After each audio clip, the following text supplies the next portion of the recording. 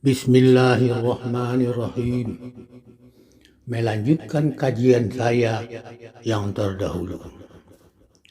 Adapun Allah Subhanahu wa taala menzahirkan diri kepada hamba, artinya menyatuan pakaian zane.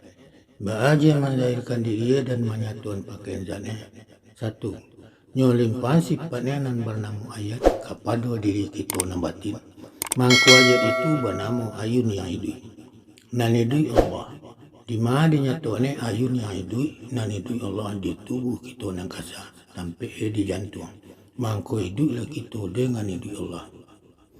Dua, nyolimpan sifatnya yang bernama ilmu kepada diri kita nang batin.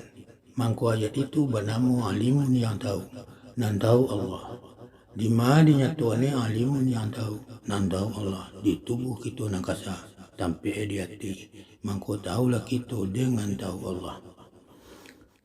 Tiga, nyolimpan sifatnya yang bernama kudarat kepada diri kita yang batin.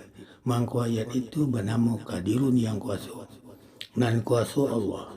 Di mana dinyatuane kadirun yang kuasa, nan kuasa Allah di tubuh kita yang kasa sampai di tulang. Mangko kuasalah kita dengan kuasa Allah. Sampai nyolimpan sifatnya yang bernama iradat kepada diri kita yang batin. Mangko ayat itu bernama maridun yang bakanda, nan bakanda Allah. Di mana dinyatuane maridun yang bakanda, nan bakanda Allah di tubuh kita yang kasa sampai di nafsu.